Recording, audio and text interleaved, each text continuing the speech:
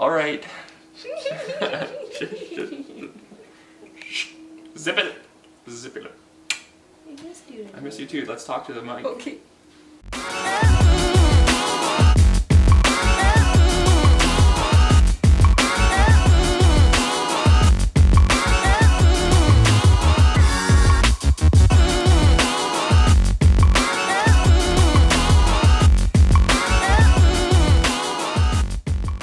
Hi everybody and welcome back to our...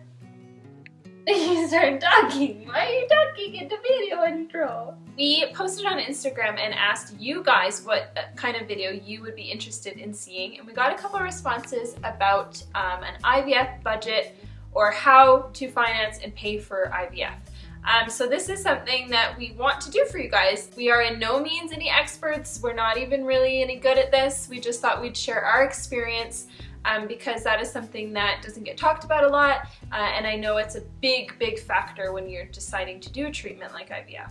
So hopefully some of the things we have to share with you today are going to be helpful, and we'll just let you guys in on a few things that we've done.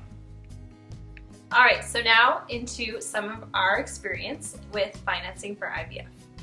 So the most obvious way to kind of help you save for IVF or get ready for it is to watch what you're spending, to kind of limit what you are putting out and hopefully living beneath the means of what you're taking in. So if you are someone like me who likes to kind of buy things as you go, you know, maybe it's clothes, makeup, like things like that, when you know that you are doing a treatment, especially an expensive treatment, you kind of, like I just kind of put that out of my mind. I say, you know what, So I just kind of put it out of my mind and just, you know, tell myself that it doesn't matter, I don't need that right now, what I need is a baby, and I keep that focus on that, and that helps me a lot to kind of be happy with what I have right now and to kind of limit my spending overall. So that's a very obvious kind of point, but it's a lot harder than you might think. So another good way to fund IVF is through a personal loan. And I know a lot of people don't want to take out loans, they don't want to take on debt if they don't have to.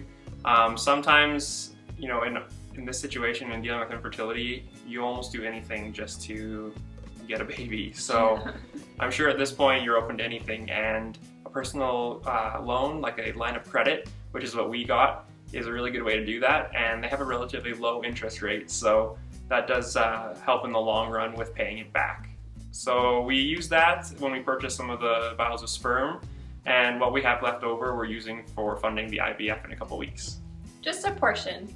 Because, just a little bit. Yeah, just because we already do have some in our savings, so we're just kind of topping it off with the line of credit. Yeah, it's not the entire amount on a loan. So something that I found to help us when we are trying to save is anytime that we kind of, mostly at the beginning of the month when we have most of our bills come out, once we've had everything like major come out, I'll usually just right away put a chunk of money over into my savings account, and that way I find that if it's not in my checkings, not there staring at me like, hello, I'm here, you can use me, then I don't think about it, and I just base my life off of the amount that is in the checkings.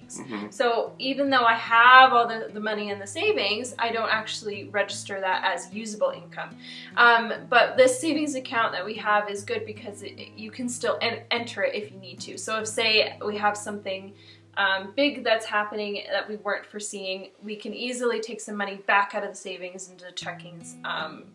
And that way it gives you that freedom, but it still kind of puts you in the mindset that that money is not touchable. Yeah, well said. Thank you. And I guess... Sorry. Okay, go. To build off of Ayla's points, if you do have a savings built up and you just constantly add to it, even if you aren't actually trying to pursue any IVF, you never know when an opportunity may arise for whatever it is that you're looking into, whether that be another IVF cycle, an IUI cycle, adoption, anything like that. You have access to those funds whenever you need them. So you never have an exact date of when an IVF opportunity or a treatment's going to occur. So I mean, it could just pop out of nowhere and you could be on a wait list, and next thing you know, you're no longer on the wait list, it's your turn, and you need to have access to some money right away to pay for that. So it is good to have those savings built up, do whatever you can to add to it, whether that's weekly, monthly, or however you kind of set up. That's one thing you can do, is figure it out on your own and what works best for you. It might just be a little bit of money every paycheck, it might be a lot. So whatever works, it's definitely helpful to try and save as much as you can. We're not sitting here telling you it's easy. You know, we don't have a pot of money that we can just access that's huge at any moment and whenever we want at the snap of our fingers. Yeah. But definitely, like, if you are on a wait list, you have so many months to start your savings, which actually is helpful because you know, in 6 months we need to have this, so we can have a set plan of what we need to do to get there. Exactly.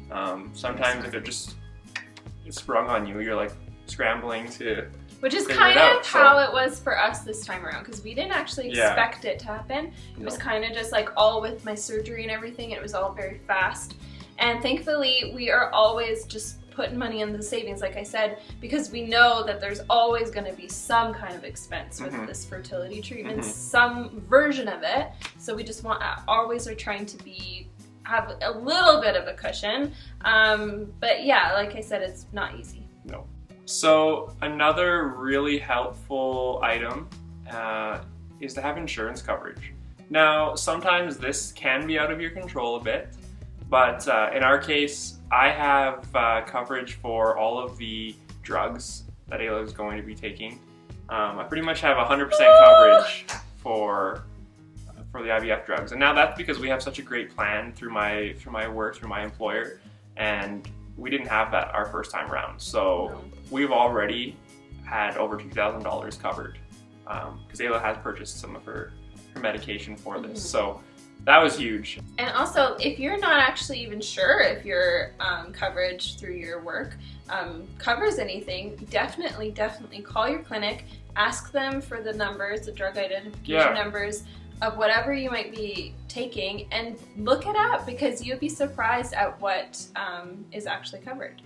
Yeah, that's what we did. I took all of those drug identification numbers and called, and it was pretty awesome. It was awesome to hear. Yeah, I picked up those meds the other day, and I went into the car and I just cried because I was so overwhelmed with how much money we saved, and it was just such a relief, because this is something that stresses us out a lot, because, you know, finances are difficult. So. So one other way to fund your IVF is actually through a crowdsourcing or crowdfunding website. In our first round of IVF, we did set up a GoFundMe page. We had our friends and family contribute to that. We posted our little video about it and our website link on Facebook and other social media accounts.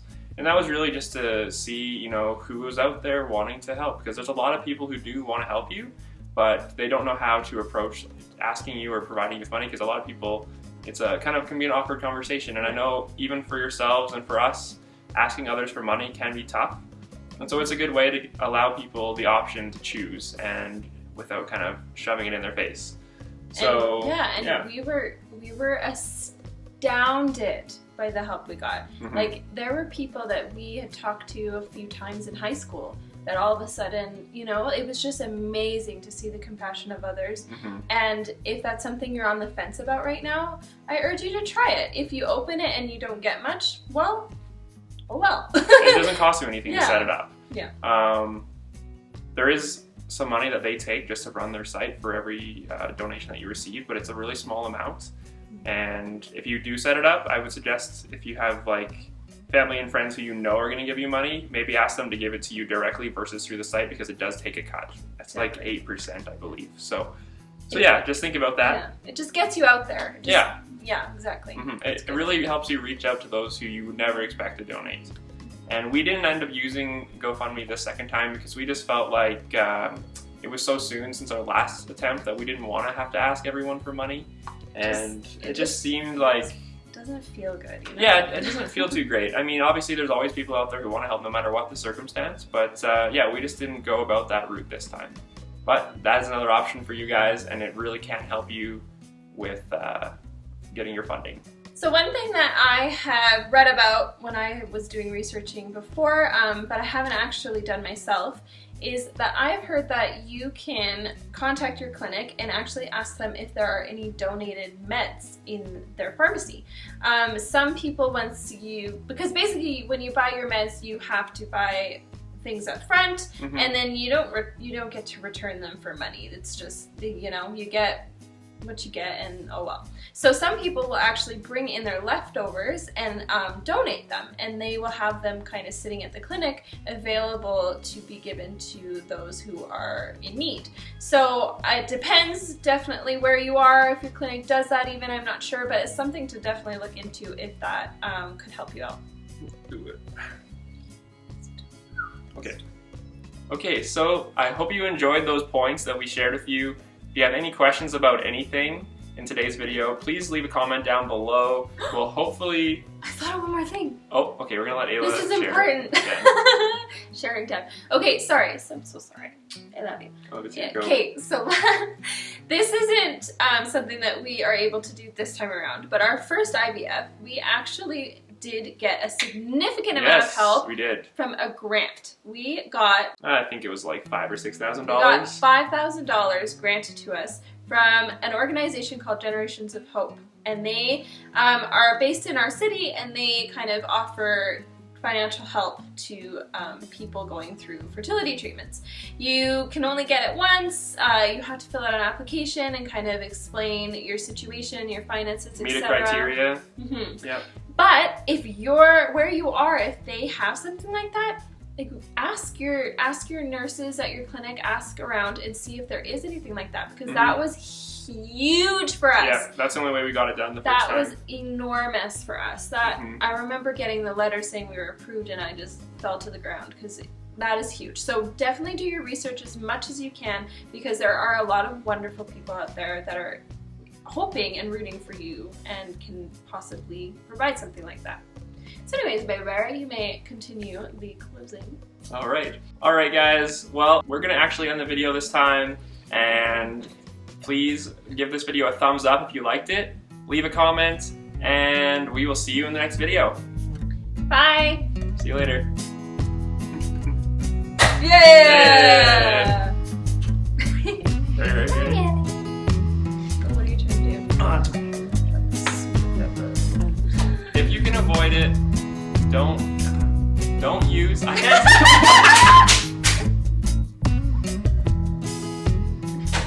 What is it I'm trying to say? I know what you're trying to say, but I think we just like move on. Move on.